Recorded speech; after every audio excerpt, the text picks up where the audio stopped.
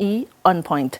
This Women's Month, we focus on female-led businesses like Perfect Girl, a relationship coaching and seduction academy run by Mandisa O Mahlobo. She shares her journey with us, the unintended consequences of the lockdown period, and also understanding the term seduction.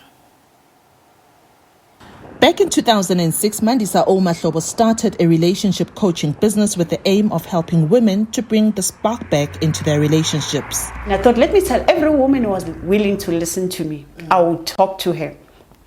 I would bother women at the bank, and they're talking about their own things, and I'd be like, no, sissy, don't cry. No, not for a man, don't cry. Yeah. There's something you can do about it. What? Yeah. Seduction. Seduce this man. We're like, what? No, seduction. I was like, no, it's not actually as bad as it sounds. Yeah. Seduction is just mind games. That's what other people call it. Yeah. It's psychological more than anything. Yeah. So then, as more and more women started listening to me and gathering around me, then I started sharing this knowledge with them, and they would bring more women.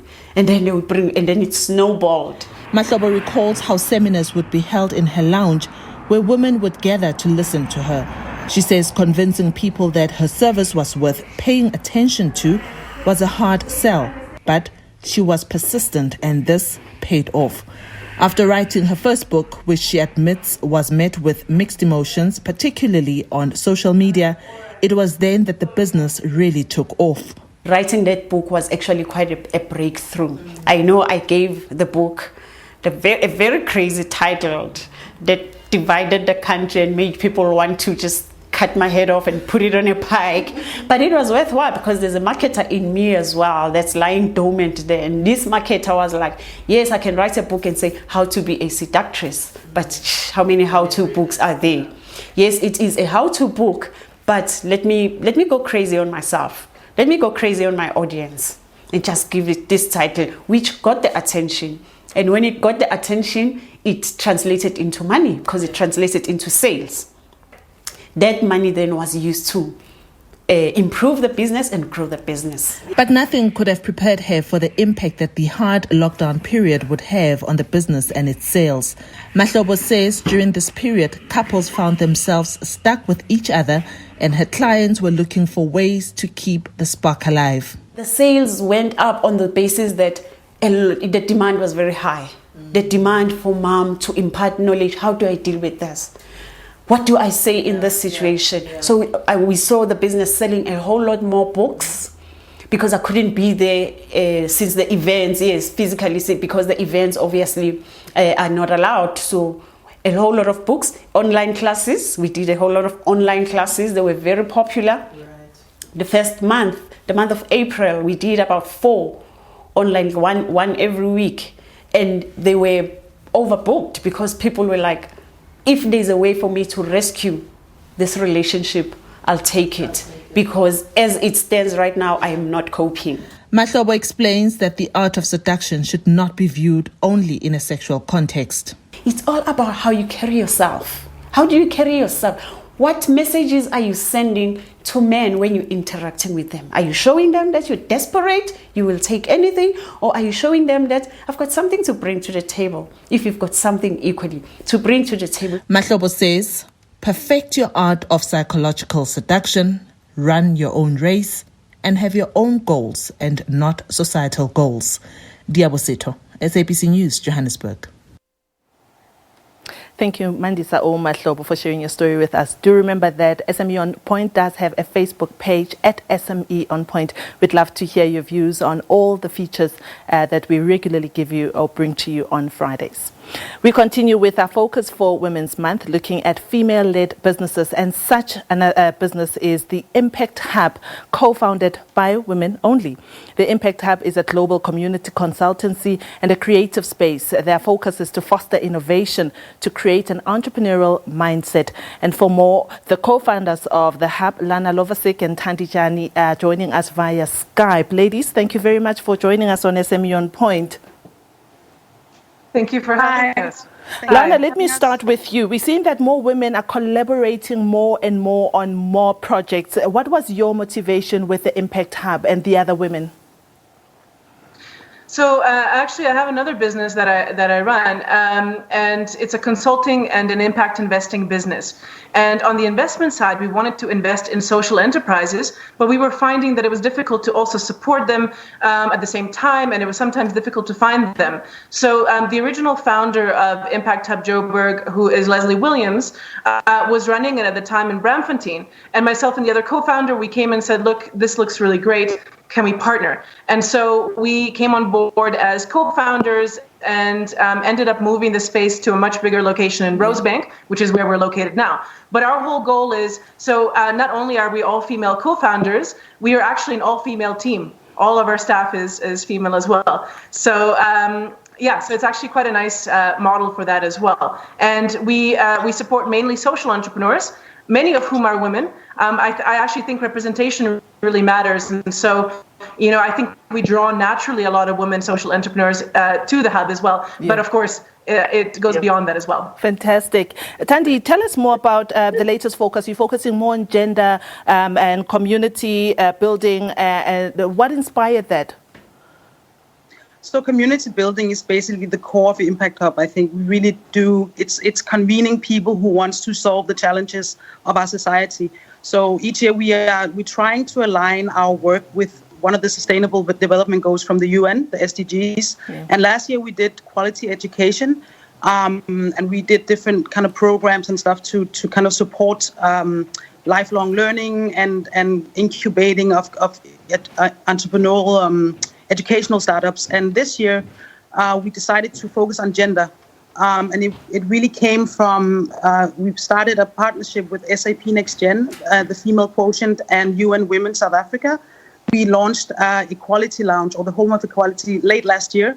And we just saw the need for conversations, the difficult conversations, the support of women in business as entrepreneurs, as entrepreneurs. So we really wanted to kind of keep that, leverage kind of the work we already been doing and keep that momentum going. So Lana, and then COVID-19 happened, and then the lives changed, and even the life of Impact Hub also changed. Do share with our viewers about how you've been impacted as a hub. Absolutely. So, I mean, if you'd come to our space in February, we were packed. You know, our events were, you know, we had overflow. You know, we had, because we have co-working and events and programs, so our offices were all full. We had, you know, a healthy amount of co-workers. And of course, then COVID happened, and we rely on that income. So we ourselves are a social enterprise, and we're actually probably about 60% or 70% of our income comes from the space. So when that went away, as you can imagine, most of our income went away. And we kind of quickly, because we're all about innovation, we quickly pulled things together, including a virtual program, which went very well. And our online events continue to get very good attendance. The problem is the business model, you know, is based on the space. And so we haven't, even though now we've opened back up with very strict measures in place, you know, people are not that keen to come back. And I think a lot of co-working spaces in general have that issue. So I think for us, it's really about, seeing what we can do within the current constraint, but it is, it's been quite difficult, I must admit. Yeah.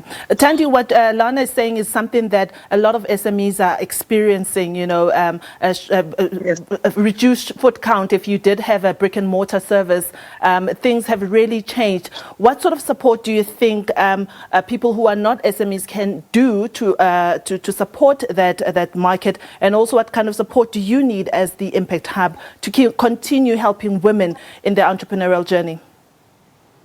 So I think it's very much about resilience. I mean, 2020 has really taught us that we need to be much more resilient in our business models. But also, I think there's a much greater need for the private sectors, the big corporates in South Africa, to support SMEs, because they are the agile kind of entities in our society who can really go in and work on the solutions on the ground, what we need right here and now. And we even saw it with some of the hubbers. They quickly kind of went back to their whys. How can I work this new kind of environment that this world is, and how can I adapt my services or my products to this new reality? So I really think much more kind of financial support, but also personal support, because it's hard for all of us. I mean, it's not been easy times. I think we can all agree on that. Yeah. But yeah, that's resilience is really the key word here. So Absolutely. let's say now you do get the support that you need. How do you think that it will help the survival of the hub? Because from what you've told me, a lot hinges on the support that you'll be getting. In fact, the survival of the hub relies a lot on support that you will need so that more and more women are able to benefit from it. Lana, maybe Absolutely. You can take that, yeah.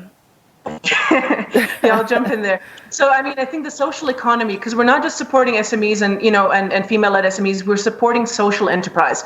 And I think recent global research really shows that this is a sector that has a lot of potential to change everything. And actually, in line with what Thandi is saying, potentially actually is more resilient.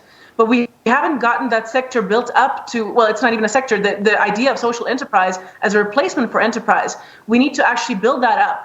And then I think we're actually going to create more resilient economies. So I think really it's about saying, look, we need to rebuild the economy. Let's do that in a way that's more sustainable, with jobs that are better, and with businesses that are better. And we can do that as Impact Hub. So that's our passion. We just need that support to also make it through this difficult time. But I think that in the future, if we get these social entrepreneurs to the level that we know they can be, and we have a thriving social economy in South Africa, I actually think that we'll be a much better place to face these challenges in the future when they do come. And they will come. I hope that they do come indeed. Yes. Ladies, thank you so much for joining us on SME On Point. Let me wish you a happy Women's Month for the month of August, and hope that somebody out there will be watching and will be listening and can indeed come to the rescue of the Impact Hub, so that we see that more and more female-led businesses are able to advance or take advantage of what the Impact Hub has to offer. Thank you, ladies. Thank you so much. Thank you. Bye. Right, that was Lana Lovasic and also Thandi Jani. They are co-founders of the Impact Hub. They're telling us about the impact that COVID-19 has had on the hub, that it's not as hustling and bustling as it was. Their main role is to help female entrepreneurs to continue succeeding on their entrepreneurial journey. Well, that is all from SME On Point for today. Up next, Books on Point with Nastasia Arense. Do stay with us.